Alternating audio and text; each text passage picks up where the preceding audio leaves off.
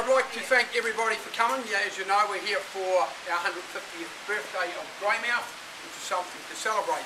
But I put in my pocket a little poem I want to read you, just in case it rained, and right on cue the rains came half an hour ago. So, the rain. It rained and rained and rained. The average fall was well maintained, and when the tracks were simply bogs, it started raining cats and dogs. After a drought of half an hour, we had the most refreshing shower. And then, most curious thing of all, a gentle rain began to fall. Next day, but one was fairly dry, save one deluge from the sky, which wetted the party to the skin, and then at last, the rain set in. So that's appropriate for today. Look, 4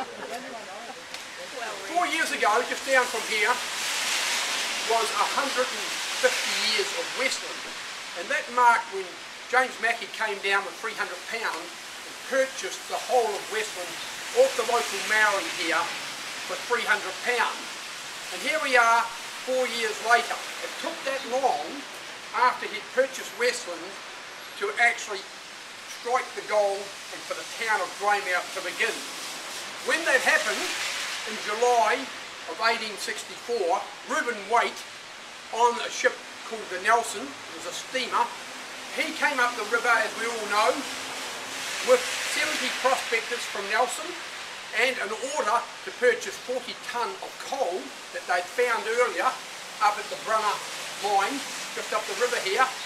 He landed just over here, right in front of the Royal Hotel in Spates here, and he set up his first store just over there, as you know, in what we call Waite Street today. It's the green building over there, on the corner of Waite Street and Marfera. So he was the first shop owner in Greymouth and established the first store. Behind him, the next day, another boat came in called the Mary, and on the Mary were a huge amount of prospectors. The gold rush had begun. And on that boat, amongst all those prospectors, Waite had already sent a lot of people down to the Turamacau where Greenstone Township was, and the Maori were down there panning for gold. The gold first was struck at that point in Greenstone. That is up the Turamacau River at the back of the Grey District. Now, as we all know, Waite's group came back not finding any gold because the Maori had moved their camp. They didn't want the Europeans to know where the gold was, and they were so wild about the fact they didn't find gold down there, they were going to hang him. But on the next day, the Mary came in with the new prospectors, and amongst those prospectors were the Watson brothers. And the two Watson brothers got to prospecting around the Grey District here, and they came upon, in late 1864, one of the great gold booms of the whole of the Australasias. And that was just 2.5 miles south of Greymouth at Watson's Creek, just right in front of the Kororo school, out on the beach sands. They found 4 foot of gold black sand, and over a period of 9 or 10 months, they got the equivalent of $3.5 million worth of gold. They'd become so rich, they got back in the boat, went back to Melbourne, then to Ireland, and we never saw them since. So I think they did very well indeed. Also, when Waite came in, and after the Europeans had come back and were going to hang him, Chief Tainui, his son, brought in 50 ounces of gold. That's when Waite knew that the gold rush had begun. Chief Tainui, as you know, that's Warita Tainui, he was the last chief of Greymouth, and he died in 1880. Previous to him was Chief Tarapuhi. He died in 1864, just as the gold was being struck.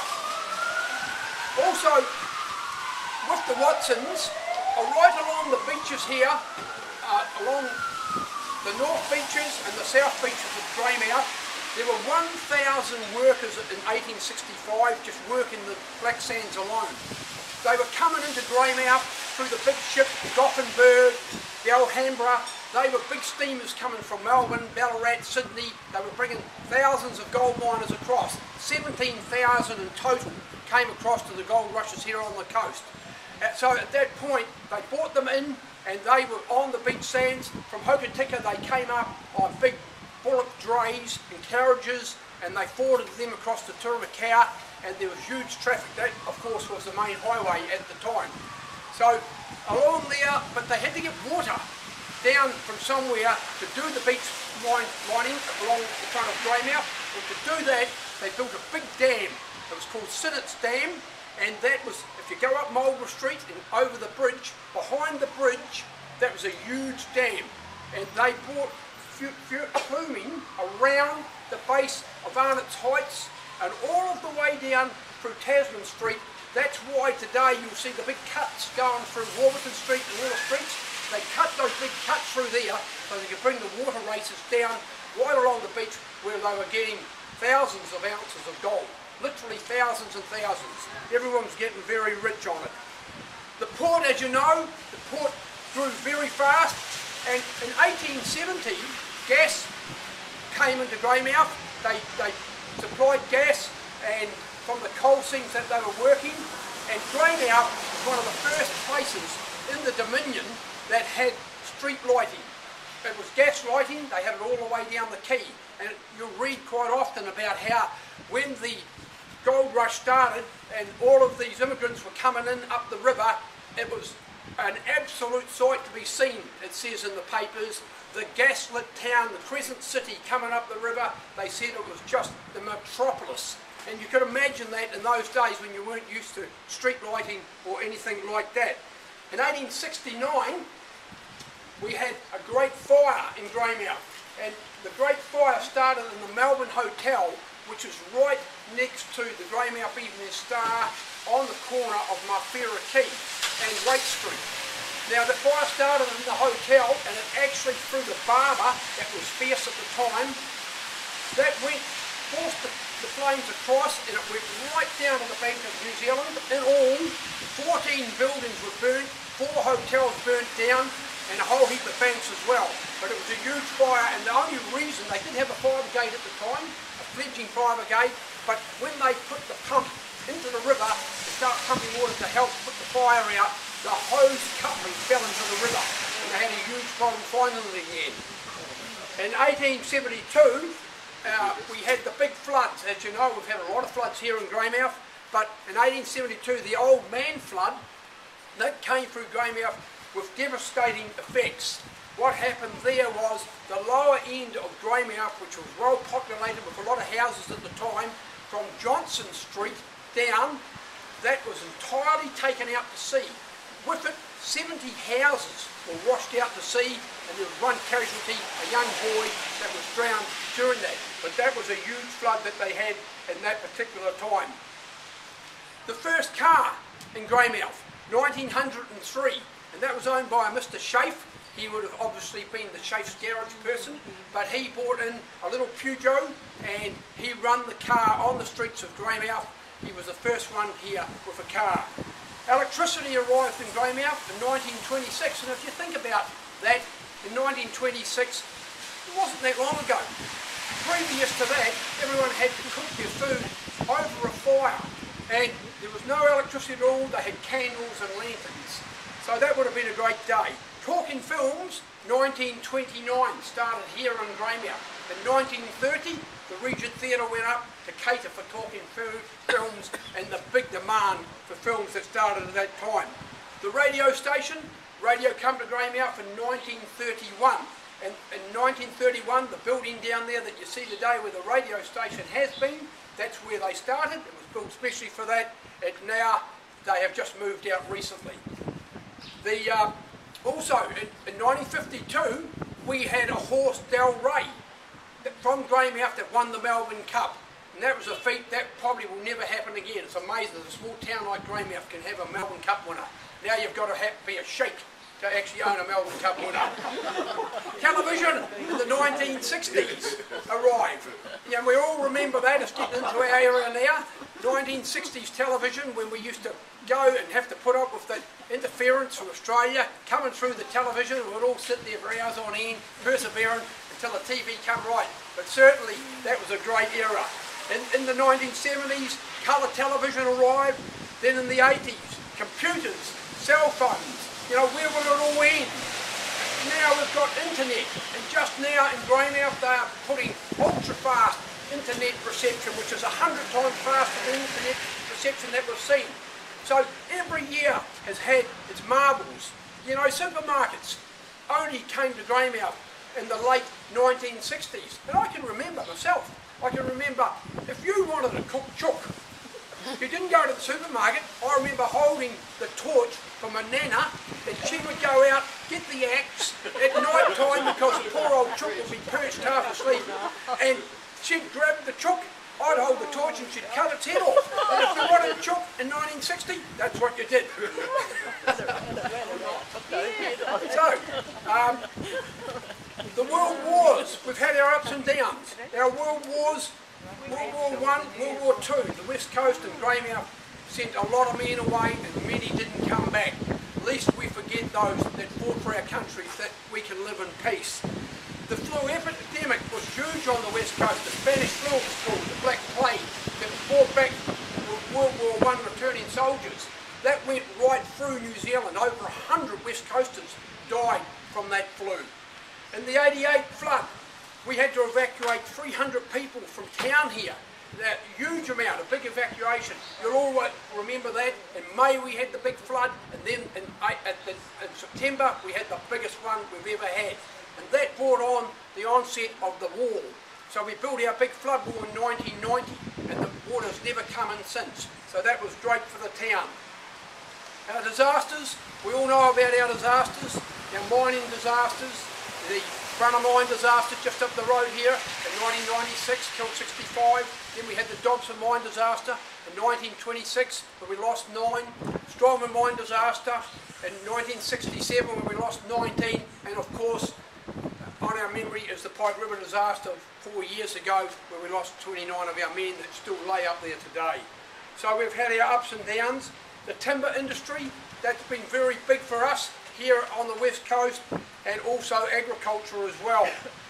Our timber industry has lost a lot of people too through accidents and that type of thing, but that retrenched in the 1970s and 80s.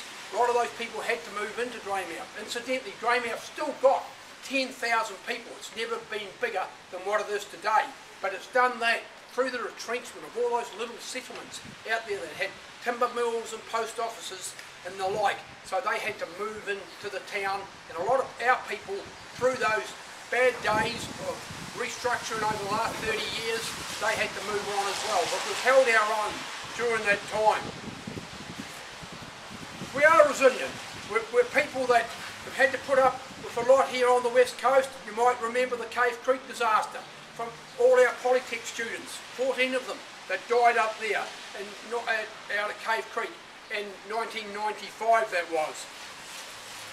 And also, if you look over here at the Royal Hotel, and you might remember Eggers, he was the fella that went out to the payroll robbery out when they were taking the pay out to the miners out in Runanga, and he shot 2 people dead out there and stole a huge amount of money that was going to be for their wages. Eggers sat on the balcony of that Royal Hotel as they brought the dead men in and said, when they find this killer, he should be hung. And that was a quote.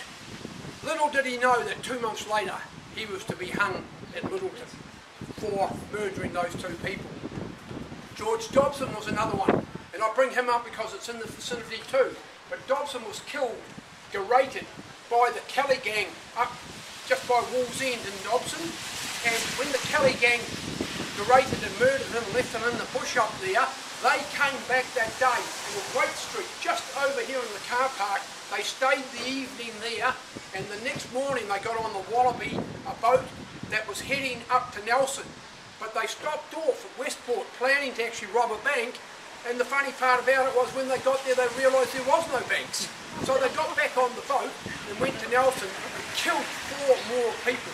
But they were finally caught up with, and all except one, they were also hung. And they paid for those sins. So we have got a great future here still. We've had our ups and downs, there's no doubt about that. But as I said, we're resilient here, and we have to move through all the ups and downs of life. But we've got things like the Coast Road. The Lonely Planet says it's one of the greatest journeys in the world. Here, the Transalpine Express comes to this town here from Christchurch on a daily basis. That's voted the top 5 train journeys in the world. So we've got a lot to look forward to. We've got a brand new hospital coming. We've got a fish factory down at the wharf being built for $12 million. So there's a lot of new things happening here. We've had a tough run. In fact, you can say that we are probably in the worst recession right now since the Great Depression of the 1930s. But I can tell you now, with only 80 jobs in the coal industry at the moment, we have sustained it and we will survive. So in conclusion, I just want to say, let's celebrate 150 years of Greymouth, and to you people here today, to the pioneers, thanks for being part of our community. Greymouth, happy 150th. Thank you. So we'll just put down there, we'll unveil the plaque. All right. Hey, thanks for coming, everyone. Thank you. Let it go, please.